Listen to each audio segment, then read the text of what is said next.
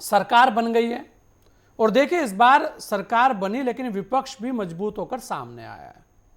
ऐसे में जो देखने वाली बात है वो ये है कि जो बहुत सारे वादे थे और बहुत सारे कानून थे जिन्हें लेकर बहुत सारे लोगों की आज भी निगाहें हैं, वो बड़ी चुनौतियां हैं।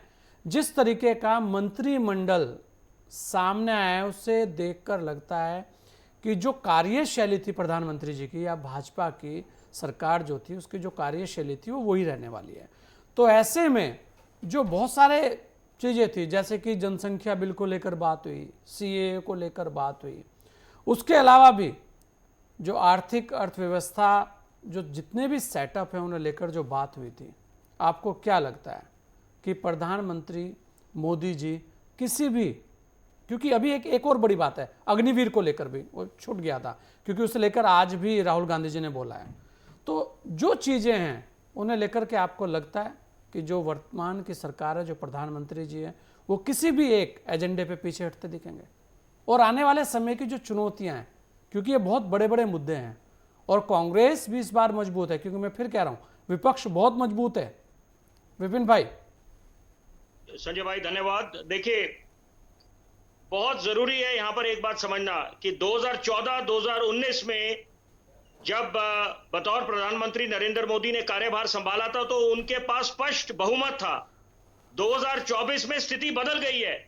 विपक्ष मजबूती से, जैसे आप बोल रहे थे चर्चा के शुरुआत में कि यहां पर विपक्ष मजबूती से आगे आया है और बड़ी एक कड़ा मुकाबला रहा है। तो यहां पर चुनौतियां भी बेशुमार हैं, क्योंकि यहां पर जब चुनावी मैदान में नरेंद्र मोदी गए थे, बाकी भाजपा के नेता गए थे, तो जनता के बीच ये बोल के आए थे कि uniform civil code, one nation one poll. और निश्चित बात है कि यहां पर दोनों जो राज्यों के मुख्यमंत्री हैं, नीतीश कुमार बिहार के और चंद्रबाबू नायडू आंध्र प्रदेश के, तो वो लोग स्पेशल स्टेटस की मांग कर रहे हैं और ये बड़े समय से मांग चल रही है। तो यहां पर राह आसान नहीं होने वाली, क्योंकि यहां पर दोनों बातें हैं कि एक तो लोकतंत्र के लिए अच्छी बात है कि विपक्ष हमारा मजबूत हो, यही बात हर एक मंच से बोली जा रही थी। लेकिन एक बात समझने की आवश्यकता है कि 2014-2019 में अमूमन बोला जाता था मोदी सरकार। तो अब फर्क यह है कि मोदी की एनडीए सरकार या एनडीए सरकार, घटक दल पहले भी थे, एनडीए साथ था 2014-2019 में, लेकिन फर्क अब यह है क्योंकि स्पष्ट बहुमत मिला नहीं है। वो अलग बात है, जब इसका आकलन करेंगे तो समझ आएगा कि बड़े कारण निकलेंगे कि बार बार बोला जा रहा था मोदी और योगी की आपस में कुछ all is not well, Bhajpa और आरएसएस के नाते जो हैं उनमें कुछ दरारें आई हैं।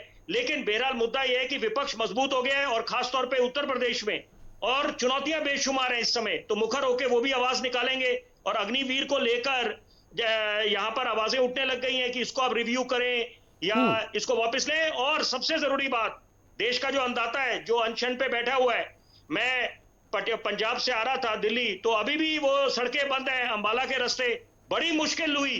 तो यहाँ पर सोचिए कि एक आम आदमी को आवाजाही में कितनी मुश्किल हो रही होगी। अच्छा विपिन भाई, आपको लगता है बच्चों का खासतौर पे जो वहां पर पढ़ते हैं पंजाब में, पटियाला में, जी, तो ये मुझे लगता है कि इस समय एक रणनीति के तहत चलना पड़ेगा। और अच्छी बात है, नरेंद्र मोदी ने, प्रधानमंत्री ने एक बिल्कुल स्पष्ट संदेश दे दिया है। लोक कल्याण मार्ग में जब बैठक कर रहे थे, जितने भावी मंत्री थे जिनको मंत्रिमंडल में शामिल करना था, कि आपको डे वन से आपको you have to hit the ground running and the prime minister is a tough taskmaster. वो जाने जाते हैं कि वो हल्के में किसी चीज को लेते नहीं है। जी, यही मैं पूछना चाह रहा था विपिन भाई, मैं यही कह रहा था आपसे कि अगर आप देखें विपिन जी आवाज आ रही है जी, मैं कहता था कि अगर आप देखें जिस तरीके का मंत्रिमंडल का जो स्वरूप है वो सामने आया है, घटक दल के लोगों को भी क्या मिला ये भी आपके सामने आया है, तो आपको लगता है कि नरेंद्र मोदी जी इस बार किसी दबाव में होंगे? क्योंकि ऐसा लगता तो नहीं, उनकी जो कार्यशैली है वो पहले दिन से ही दिखनी शुरू हो गई है। देखिए, आपका सवाल बहुत अहमियत रखता है संजय भाई, लेकिन एक बात देखिए कि जैसे अंग्रेजी में कहते हैं पिक्चर स्पीक्स 1,000 वर्ड्स। तो जो बॉडी लैंग्वेज थी, जो खासतौर पे नरेंद्र मोदी और नीतीश कुमार की, चंद्रबाबू नायडू की, क्योंकि 16 उनके सांसद हैं टीडीपी के और 12 जेडीयू के, तो अपने आप में इनकी क्या अहमियत है। और आपस में जो विपक्ष अपना हमला बोल रहा था कि ऑल इज नॉट वेल, आपस में कुछ नहीं चलेगा, लेकिन वो बॉडी लैंग्वेज ने, तस्वीरों ने बहुत कुछ बयान कर दिया है। और शपथ ग्रहण समारोह में भी, तो ये मुझे लगता है कि ऐसा नहीं होगा कि ये, क्योंकि प्रधानमंत्री फ्री हैंड से काम करते हैं, किसी दबाव में नहीं काम करते।